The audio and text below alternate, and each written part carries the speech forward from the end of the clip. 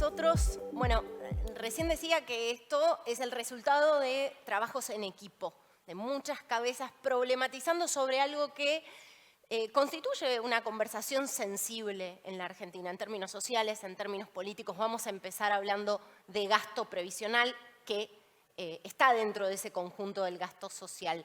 Gala, Claudio, y arranco por Claudio. ¿Por qué es tan importante pensar ahora en el escenario de las propuestas, dada también la urgencia de modificar todo el esquema del gasto público? Bueno, el gasto público es la madre de todos los problemas económicos que tiene el país, porque cuando gastamos mucho y mal, tenemos déficit fiscal, y el déficit fiscal lo podemos tapar con deuda, que es patear la pelota para adelante. Lo podemos tapar con más impuestos, dejando un país cada vez más improductivo, menos competente. O lo podemos tapar con emisión pública, con emisión de moneda y producir la inflación y los niveles de inflación que tenemos ahora. Con lo cual, tenemos que tener un gasto público acorde al país que tenemos. Cuando hacemos foco en este gasto público, el 30% son jubilaciones y pensiones. Y haciendo hincapié en esto, encontramos, como bien se dijo antes, que las jubilaciones y pensiones en el país, el primer tema es que llegan a casi todos. Tienen una cobertura muy amplia que está por encima del 90% y nos ubica dentro de los países que mejor cobertura tenemos. Pero a su vez es injusto, es un sistema injusto, como bien decía Javier. Hay 177 planes que ganan 85% más que el resto. Y además escuchamos muchas veces que ganan más porque aportan más. Pero de los 177, 175 no se autofinancian, con lo cual es mentira. Ganan más y los tenemos. El resto del sistema previsional tiene que salir al rescate de esos planes. También es injusto porque el que aporta 30 años o aporta 5 años o 25 termina ganando la jubilación mínima. Y eso es injusto porque no hay una progresividad que haga que haya una proporción de acuerdo a lo que se ha aportado. También decimos que no es sostenible. No es sostenible porque hoy vimos, da déficit, pero en el mediano plazo va a dar mucho más déficit. Si no hacemos algo hoy, vamos a estar dejando una bomba para el futuro. Sabemos que no se puede hacer nada con los jubilados o con el stock que hoy tenemos, pero sí tenemos que hacer algo para el futuro, porque si no, vamos a tener un grave problema que no se va a poder solucionar. Lo que no hagamos hoy va a ser un problema para el futuro. Así que trabajamos codo a codo con CIPEC e hicimos algunas propuestas que van a ser presentadas. Bueno, Gala, ese es tu pie. ¿En qué consiste el trabajo conjunto que hicieron IDEA y CIPEC? Claro. Desde CIPEC acompañamos la vida pública argentina hace 23 años. Siempre buscamos incidir en políticas públicas que lleven al desarrollo con equidad y al fortalecimiento de nuestras instituciones democráticas. Desarrollo y democracia son dos conceptos que creemos que son indivisibles e innegociables. Hoy me toca aplicar estos dos conceptos a uno de nuestros principales bienes públicos, nuestro sistema previsional. ¿Cómo hacemos para resolver los problemas que sin duda tiene, pero construyendo sobre lo que funciona bien? Un poco de lo que habla el título del coloquio, ¿no? Que hay cosas que nos enorgullecen, cosas que logramos construir en estos 40 años y sobre eso trabajar en lo que no funciona. Y acá es claro, el sistema previsional es el principal componente de nuestro gasto público, lo vimos recién. También es claro que este problema solo va a crecer a futuro si no hacemos algo al respecto. En Argentina cae la tasa de fecundidad, aumenta la expectativa de vida, cada vez vamos a tener menos gente en nuestro mercado de trabajo. Argentina envejece rápido. Es un problema grande, tan grande que no solo está en juego la salud fiscal del Estado, sino la posibilidad de que todos nos podamos jubilar. Estamos Estamos acá para decirles que podemos resolver este problema y podemos hacerlo sin poner en juego la principal virtud que tiene nuestro sistema previsional, que es su gran cobertura. Argentina tiene una de las mejores coberturas previsionales del mundo y por eso, aún en situaciones de crisis, las personas mayores tienen muchas menos probabilidades de encontrarse en situación de pobreza. Entonces, resolvamos este problema sin romper lo que funciona bien, que es una gran costumbre argentina también. Aprendamos de lo que hicieron los países que ya se encontraron con este dilema en el pasado y lo resolvieron, que es fortalecer, mantener nuestro sistema público de reparto. Retroceder hacia un régimen de capitalización no solo no resuelve el problema, sino que es insostenible en el largo plazo, amplía las inequidades y pone en juego la cobertura. Bueno, pero ¿qué proponemos en concreto? Desde CIPEC, junto con IDEA, queremos proponerles dos tareas fundamentales. La primera es revisar las excepciones. Vimos los números recién. 8 puntos, recién decía Claudio, 11 puntos, incluimos cajas provinciales del PBI, representa nuestro sistema previsional. De estos 11 puntos, casi 4 son excepciones. ¿A qué excepciones me refiero? Sobre todo a los 177 regímenes de excepción. Representan a sectores que consideran que su profesión amerita una jubilación más temprana o más alta que la del resto y por eso terminan cobrando un 85% más. ¿Por qué algunas profesiones sí, otras no? Es muy injusto esto. Cuando planteamos la urgencia de revisar estos regímenes, lo primero que nos dicen los afectados es: tengo jubilaciones más altas porque aporto más, tengo contribuciones más altas. Y eso es cierto, pero también es cierto, esto que decía Claudio, de los 177 regímenes, 175 no son autosustentables, son deficitarios. Los terminamos pagando con recursos del Tesoro, o sea, impuestos que pagamos todos. Déjenme decirlo más claro.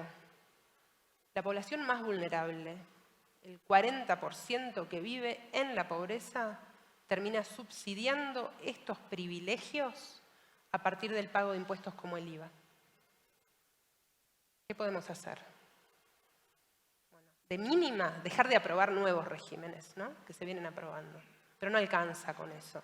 Tenemos que también ponernos de acuerdo en un criterio común que nos permita definir cuáles de estos regímenes deberían permanecer y ahí modificarlos para que sean autosostenibles y cuáles deberían incorporarse, obviamente, sin afectar derechos adquiridos, al régimen general de reparto. Y ahí está la segunda gran acción: fortalecer nuestro régimen general de reparto. Y hay una serie de tareas concretas. Primero, mejorar las vías de acceso. Hoy el 65% de las personas en Argentina no llega a los 30 años de aporte. Este es un umbral que responde a una realidad laboral de otra época. Es un corte caprichoso que termina obligando a los gobiernos a abrir la puerta de atrás de las moratorias. Y las moratorias no solo distorsionan todo el régimen, sino que además son injustas. Una persona que contribuyó 28 años termina teniendo una jubilación que es menor a la mínima, igual que una persona que contribuyó solo 2 años. Entonces, proponemos eliminar este requisito de los 30 años de aporte y al hacerlo tenemos que repensar con inteligencia cómo se calculan los saberes. Y ahí nuestra propuesta es muy sencilla, solo 2 componentes. Uno fijo y universal y uno que sea variable, que dependa de la cantidad total de años de aportes y del sueldo promedio histórico. Por último, tenemos que repensar la fórmula de movilidad. La jubilación mínima en Argentina desde 2017 perdió 13% de su valor real. Cayó la inversión previsional en este periodo. Y no es la primera vez que esto pasa en Argentina, porque la inversión previsional en Argentina es procíclica. Cae cuando la economía se contrae y aumenta cuando la economía crece. Justo al revés de lo que debería ser si creemos que el sistema previsional y las jubilaciones pueden ser un amortiguador en tiempos de crisis. Entonces proponemos modificar la fórmula de actualización para incorporar ajustes que la hagan contracíclica a los vaivenes macroeconómicos y protejan así el poder de compra de las jubilaciones. En Argentina estamos a punto de cumplir los 40 años de democracia ininterrumpida por primera vez en nuestra historia. En lo previsional, en estos 40 años, vimos cómo no nos ha servido ni poner parches ni querer empezar de cero. Esas soluciones solo terminaron profundizando el problema de fondo. Necesitamos identificar con precisión qué funciona para poder corregir lo que no funciona de una manera adecuada. Y eso se trata de nuestra propuesta, revisar los regímenes de excepción, fortalecer el sistema general de reparto, mejorando sus vías de acceso, su cálculo de haberes y su fórmula de actualización. Queremos que hagan suya esta propuesta, que vayamos todos y todas a pedirles a quienes asuman el próximo gobierno, tanto en el Ejecutivo como en el Legislativo, que reordenen con racionalidad nuestro sistema previsional. En tiempos de tanta incertidumbre, donde un error puede ser muy costoso, el aporte que tienen ustedes, que se quedaron en el país, que crearon empresas, que las lideran, que generan empleo día a día, aún en contextos hostiles, es inconmensurable. Por favor, ayuden a garantizar la racionalidad y a cuidar lo bueno que tenemos.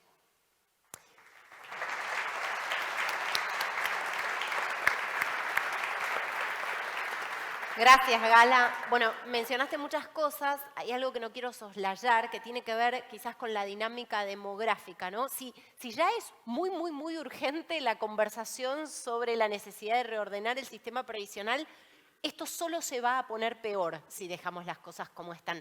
Claudio, me gustaría pedirte a vos una reflexión final sobre esta naturaleza urgente de la discusión. Sí, es lo que yo marcaba antes. Este es un tema donde no podemos esconder la cabeza en el pozo. Lo que no hagamos hoy va a ser problemas para mañana, problema no para nuestros hijos, va a ser problema para dentro de pocos años, 5, 10 años, cada vez esto se va a poner peor. Entonces tenemos que realmente pasar por este mal trago y pensar en el futuro, pensar alguna vez en el mediano y largo plazo. Tenemos que encarar este tema de una vez por todas. Gracias, Claudio. Bueno, nos vamos a meter con otro tema simple, subsidios energéticos. Tema complejo si los hay, hablando en serio. Nicolás Arceo y Pablo Ferrero han estado trabajando en esta propuesta y son quienes van a presentarla. Nicolás, vamos al principio. ¿Cuál es el origen de los subsidios energéticos en la Argentina y cuál es el mapa de situación actual? A ver, la caída de la producción hidrocarburífera de finales de la década del 90 a lo que llevó fue un aumento progresivo en los costos de abastecimiento producto del mayor volumen de importaciones. Y esto se tradujo, y esto fue acompañado por el no traslado a las tarifas locales del mayor costo de abastecimiento, determinando un incremento progresivo en el nivel de subsidios. Argentina destinó entre 2011 y 2022 más de 125.000 millones de dólares en subsidiar las tarifas en el mercado doméstico, lo cual representó aproximadamente 1,9 puntos del Producto Bruto Interno entre 2011 y 2022. Claramente los subsidios a la energía explican en buena medida o explican una parte relevante del deterioro fiscal que exhibió la economía argentina a lo largo de la última década. Sí, yo quisiera aclarar un par de conceptos que creo que pueden servir para entender por dónde puede venir la solución. Por un lado, que los subsidios energéticos se concentran fundamentalmente en el sector de energía eléctrica y en menor medida en gas natural, por una cuestión de volumen de mercado. Por otro lado, hay una gran heterogeneidad entre los distintos tipos de usuarios. Por ejemplo, el usuario industrial y el usuario residencial de grandes ingresos pagan el industrial la tarifa plena, el usuario residencial de altos ingresos casi la tarifa plena, y luego vamos en forma decreciente el sector comercial, la pequeña industria y finalmente los usuarios residenciales de bajos y medios recursos que abonan una porción muy baja de la tarifa del costo del servicio. Para dar una idea de magnitud, los usuarios residenciales de medios y bajos ingresos pagan entre el 10 y el 15% del costo de la energía que consumen en promedio. Bueno, ¿y qué problemas ha causado, qué distorsiones ha causado este funcionamiento en el esquema de subsidios energéticos? ¿Hay condiciones dadas para cambiarlo? Esa es otra pregunta fundamental. Es una buena pregunta, digo. El problema no es solo fiscal, sino también es externo. Los bajos precios de la energía a lo largo de las últimas décadas lo que determinaron es una caída de los niveles de inversión y con ello de la producción. Argentina importó productos energéticos por más de 92.000 millones de dólares desde el año 2011 y claramente esta importación de productos energéticos en lo que derivó es un aumento significativo en los costos de abastecimiento. ¿Qué necesita Argentina y el sector hidrocarburífero hacia adelante? Precios de la energía relativamente alineados con los precios internacionales, porque en definitiva Argentina compite con otras cuencas productivas a nivel internacional para atraer inversión. Vamos a tener energía y energía sensiblemente barata una vez que la mayor parte de la producción de hidrocarburos local se destina al mercado mundial, no antes. Y acá uno de los puntos más importantes que encontramos en el estudio es que en los próximos años se da una ventana de oportunidad para hacer una recomposición de las tarifas. En los últimos años, los costos de la energía tuvieron un impacto significativo de la crisis internacional. Básicamente, los precios internacionales de la energía se reflejan en que la Argentina, importador de gas natural y combustibles líquidos para la generación de energía eléctrica, sufrieron estos aumentos de precios. Por otro lado, la hidraulicidad de los últimos 2 años con la sequía hizo que haya una oferta baja de generación hidráulica. En este momento consideramos que estamos en un pico de precios, con lo cual la componente de la tarifa final, que es el costo de abastecimiento, estimamos que en los próximos 5 años puede caer entre el 30 y 35%, ayudando a este proceso. Esto se da básicamente porque los precios internacionales se estabilizaron, con lo cual las importaciones están a precios ahora más razonables. Se espera un ciclo hídrico bastante más húmedo para los próximos años, con lo cual va a haber más generación hidráulica y fundamentalmente toco un punto que nombró Nicolás, que es la mayor capacidad de transporte de gas natural, que hace que podamos abastecer nuestros centros de consumo con producción de gas eficiente de Argentina. Ok, identificamos hasta ahora el foco del problema, acabamos de identificar un escenario que puede ser favorable. ¿Cuáles son a futuro los posibles escenarios en relación a los subsidios energéticos? A ver, las tarifas enfrentadas, ahí pasó, las tarifas plenas que hoy abonan en buena medida a los usuarios de altos ingresos, evaluadas en dólares, no deberían verificar un incremento significativo a lo largo de los próximos años. Donde sí se observa un escenario bastante más complejo son en el segmento de hogares de ingresos bajos e ingresos medios, que como dijo Pablo, hoy pagan, la tarifa que pagan cubre menos del 15% del costo de abastecimiento. De mantenerse esta situación, los subsidios a la energía de todas formas van a bajar producto de la disminución de los costos de abastecimiento, pero si sigue manteniendo un bajo nivel de cobertura por parte de los hogares de menores recursos, el nivel de subsidios no bajaría en los próximos 4 años por debajo de los 4.000 millones de dólares. En la otra punta, la segunda posibilidad es la quita total de subsidios a los hogares de ingresos medios y bajos. Esto lo que implicaría es prácticamente triplicar la tarifa en dólares a lo largo de los próximos 4 años, lo cual claramente es inviable en términos sociales.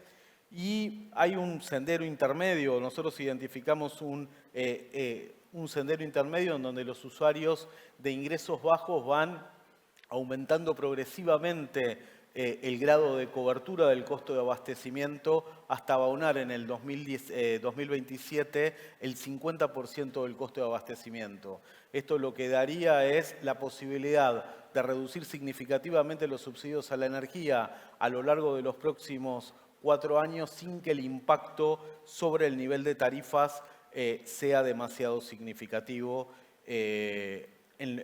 a lo largo de los últimos años. Ahora, lo que tenemos que destacar es centralmente la modificación de los cuadros tarifarios tal como están simulados y estamos presentando en pantalla, fueron estimados en dólares.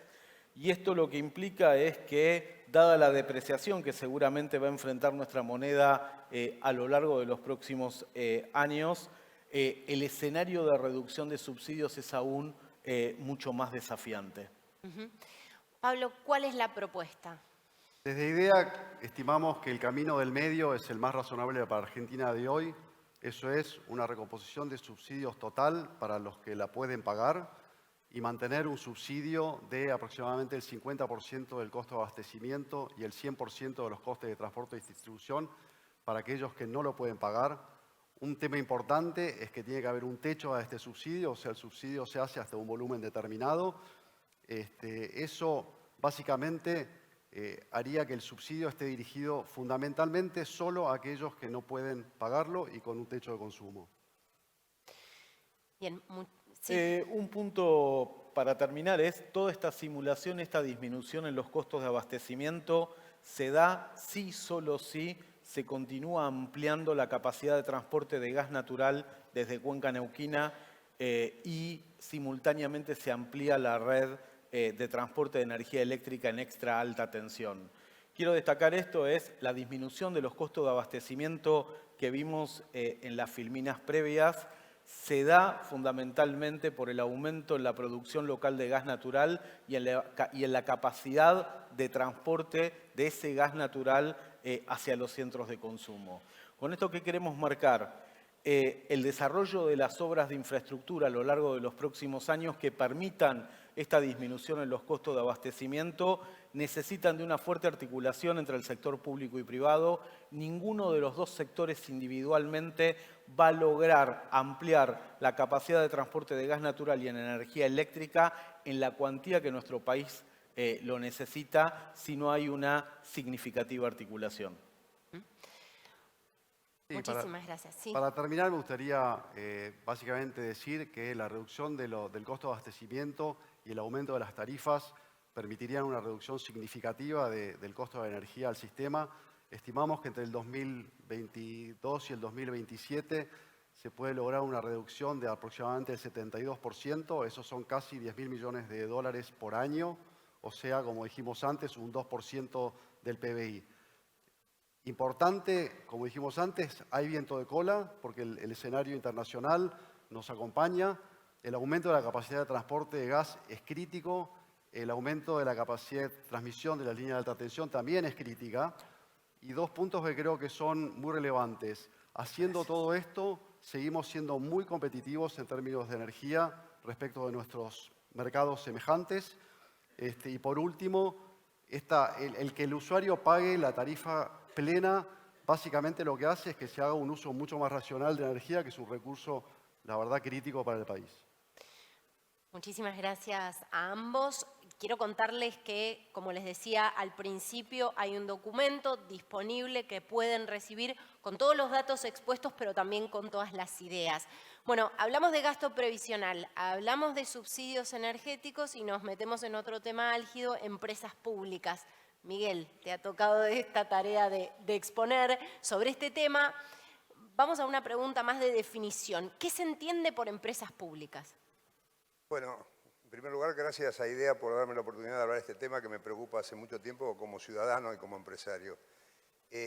Nos vamos a referir específicamente en este tramo del panel a 34 empresas las que se listaron, que son de capital nacional. Son 34 empresas de capital nacional que se desempeñan en distintos sectores: transporte, comunicaciones, infraestructura, agua, provisión de energía o minería. Son empresas que al 31 de diciembre del 2022 ocupaban 92.000 personas, probablemente ahora ocupen unas cuantas más, teniendo en cuenta la dinámica que hemos visto en los últimos tiempos, de incorporación de gente a empresas públicas y al Estado. Son empresas que deficitarias todas, como hemos visto. Digamos, en el 2022 nos consumieron el 1.100 del PBI y vienen del 2014 de 2.4 del PBI. Una sola empresa, digamos que presta un servicio que prestan servicios empresas privadas eficientemente, le costó a los argentinos desde su estatización 10.000 millones de dólares. Es el caso de Aerolíneas Argentinas. De eso estamos hablando en este panel. Vamos a una pregunta más filosófica, ¿no? Si planteáramos la pregunta general, que es ¿deben existir las empresas públicas? Quizás la respuesta sea depende. ¿Cuáles son los motivos que justificarían la existencia de una empresa pública en un determinado rubro? Bueno, como ya lo dijo Javier en la presentación, podría haber motivos que justifiquen que haya una empresa pública. Por ejemplo, en el caso de monopolios naturales, un ejemplo podría ser la provisión de agua en Buenos Aires y Gran Buenos Aires, como es el caso de AISA. Otra cosa es aquellas empresas que absorben riesgo de mercado o pueden producir externalidades positivas hacia la población, como es el caso de la Casa de la Moneda o de Correo Central. Otras cuando se quiere potenciar algún sector estratégico de la economía, como podría ser el caso de YPF. Esos son. Ahora, si nosotros nos centramos en esas 34 empresas que estamos mencionando, vamos a encontrar muchos casos donde ninguno de esos datos, ninguna de esas condiciones se da. Son empresas que no tienen ningún objetivo estratégico definido y que en definitiva, digamos, los servicios que prestan podrían ser prestados eficientemente por empresas del sector privado. En relación a esto que decís, voy a hacer doble clic en eso. Muchas veces el argumento en favor de algunas cuentas en rojo o justificando algunas cuentas en rojo de empresas públicas es el siguiente. Son necesariamente deficitarias porque se desempeñan en áreas no rentables para el capital privado. ¿Esto es así? Bueno, yo creo que no es necesariamente así. Y tenemos casos en Latinoamérica donde hay empresas muy grandes, estatales, que se desempeñan eficientemente.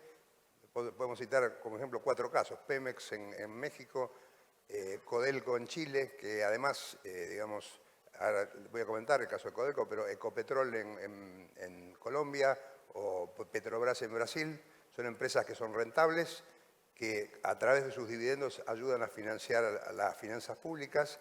Y en el caso de Chile, digamos, en épocas de mercado favorable al producto que generan, le permiten formar un fondo de estabilización que el Estado utiliza para momentos de crisis.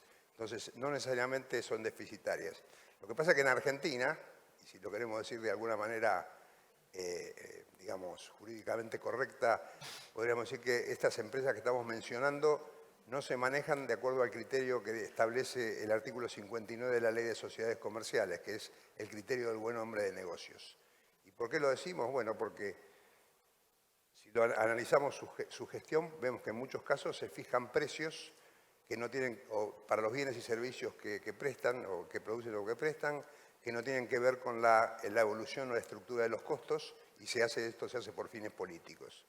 Que se incorpora personal, digamos, que no necesario, se sobredimensionan las estructuras de personal, se incorpora personal poco capacitado, también por problemas políticos. Que también ocurre esto que digamos, tiene una estructura débil de control, un ambiente de control débil, que por lo tanto favorece a la corrupción o no permita que se investigue. Distintos aspectos que, digamos, hacen que estas empresas se transformen en ineficientes, poco competitivas y que sean una carga pública para el Estado. Ahora, como toda regla general de estos casos que estamos mencionando, tenemos que mencionar excepciones, ¿no? No es un caso de las empresas del listado porque es una empresa de capital provincial, pero tenemos el caso del INVAP, que es una empresa de la provincia de Neuquén, que es una empresa que se desempeña en un sector muy competitivo de alta tecnología y que es competitiva a nivel internacional, ha ganado licitaciones y es un ejemplo de una empresa pública bien manejada sin influencia política.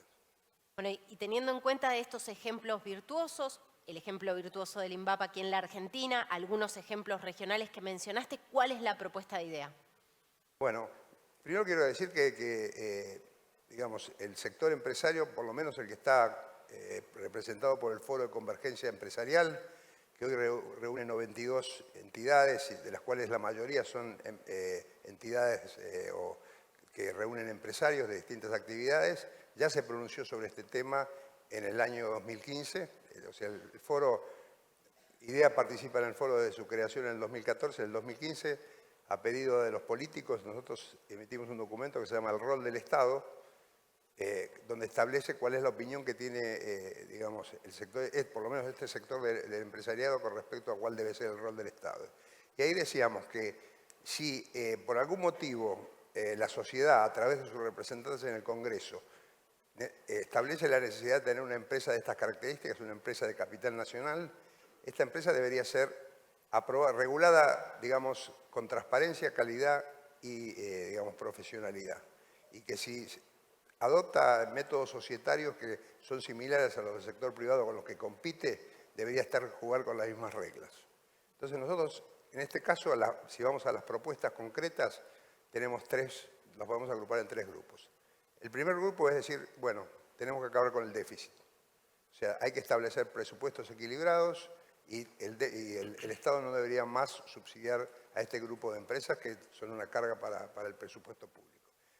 Si hay dentro de esas empresas que son económicamente inviables y por lo tanto no pueden ser encuadradas en un equilibrio, digamos, de presupuesto o no pueden ser privatizadas, deberían cerrarse y debería buscarse para ese personal alguna solución transitoria hasta que puedan reinsertarse en la actividad.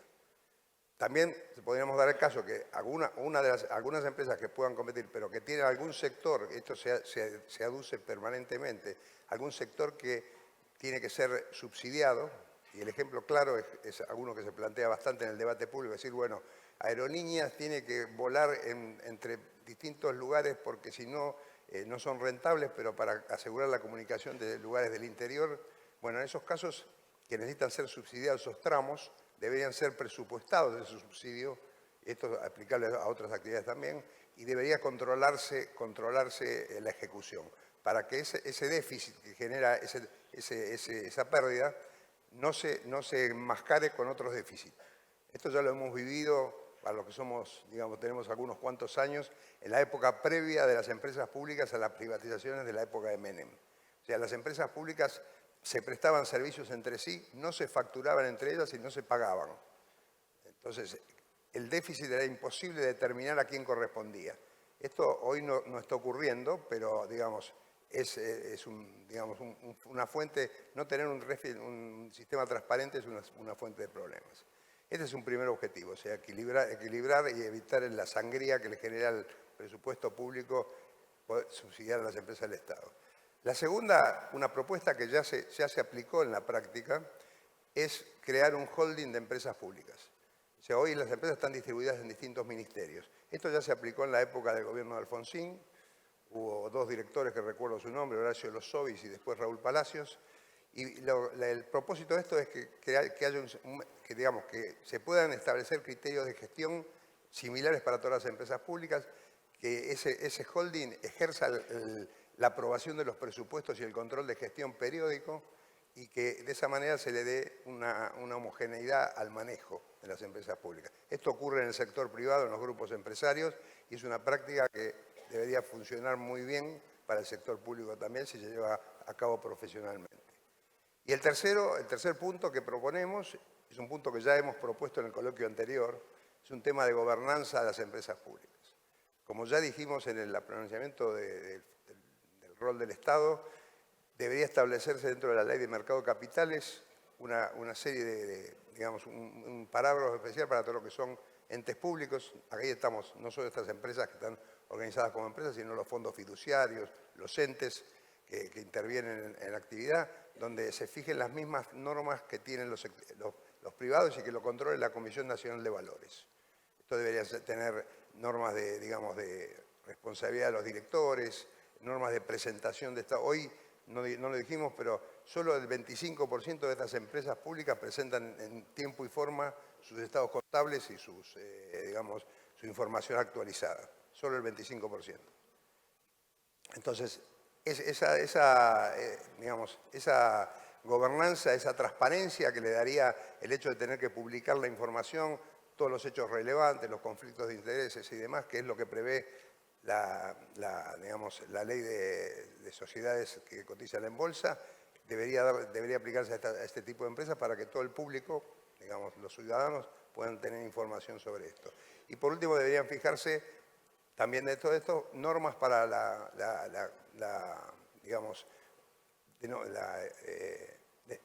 designación de directores. En muchos casos, no lo citamos también, pero uno de los problemas que tenemos es que se nombran en estas empresas públicas directorios por motivos políticos y con gente que no tiene la capacidad o la experiencia para manejar ese tipo de actividades. Entonces, estas son las propuestas que tiene IDEA para este tema.